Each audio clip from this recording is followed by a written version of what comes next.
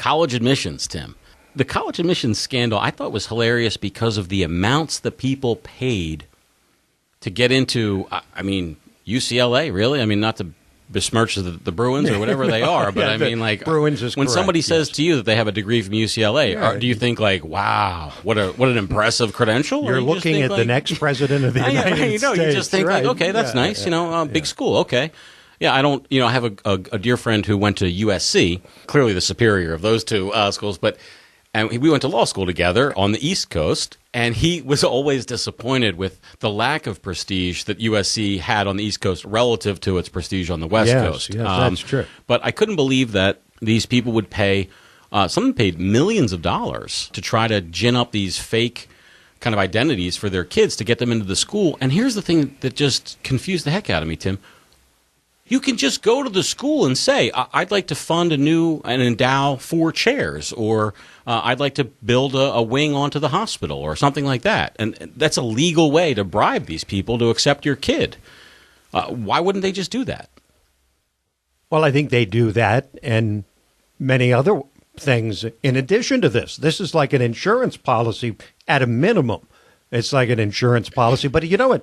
The thing that strikes me is this thing goes all the way up and down the line. They're saying, oh, well, it's the evil parents. But the kids are innocent victims, and the universities are victims of this scam being run by the guy that's changing SAT scores and the like.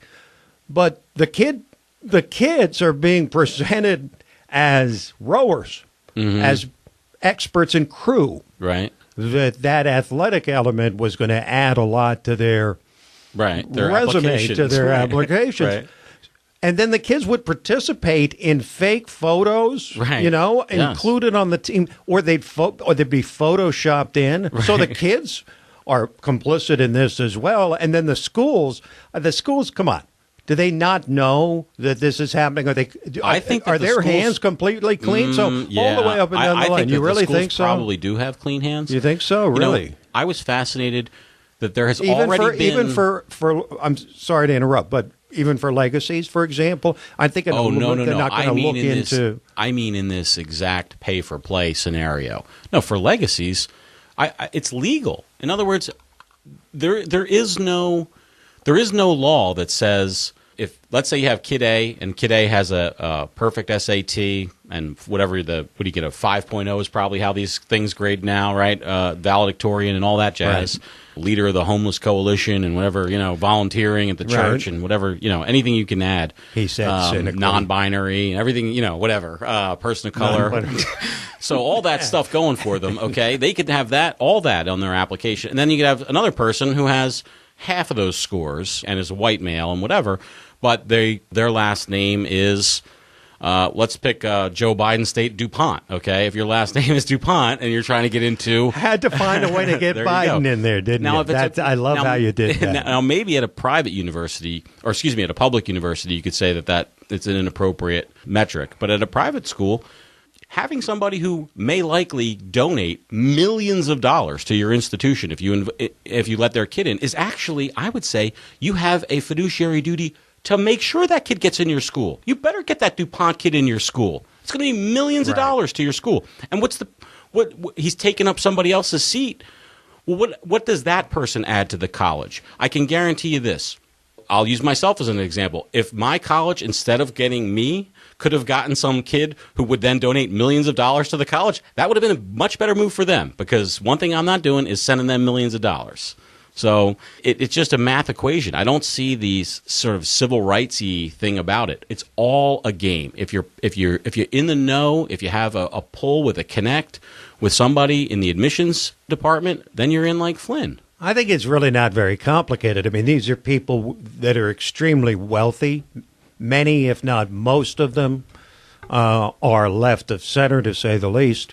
And they're all in a position to be able to afford to do basically, air quotes, whatever it takes to make sure their kids get in for what? For the prestige of the parents. Oh, God forbid they have to tell their elitist friends that their kids that their kids going to community college. Yeah. They can't do that. Also, they want them to marry the right person, right? To socialize with the right person, of course, and all that. I think that's sort of It's the finishing school aspect, I think, for a lot of people. Well, and it's a necessary credential. Yes. And it is true that, certainly, and I'm unlike you, I'm not going to use a specific university to indicate general ineptitude.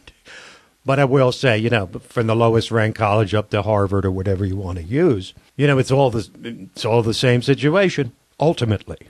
Getting back to the Stade joke, but no, for real though, I mean, there is a difference between going to the Jersey Shore to work for the summer or going to the Swiss Alps. That's a different experience. And knowing that you've experienced both, how would you compare them? I have experienced one. I'll leave it up to the listener to see which one. That was well played, by the way. That was very good.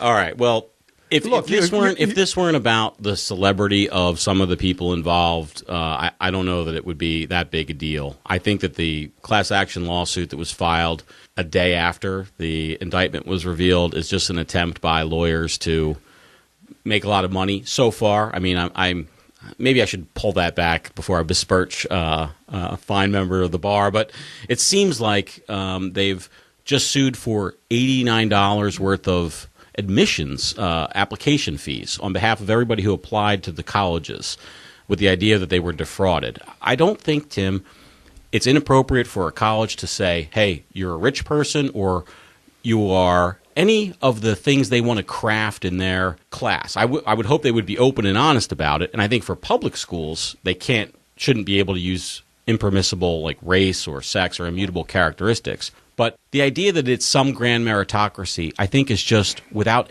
any value. Nobody thinks it is, unless they're misinformed. I don't think that there are people who seriously have looked into this, how admissions works, and thinks that this is somehow a meritocracy. The only people who get really the short end of the stick are poor Asians because they don't have the resources to kind of because their quotas filled. Yeah, well, I mean, they have, generally speaking, and the numbers bear it out easily, they've overperformed in terms of the general population. They've overperformed dramatically in the academic realm.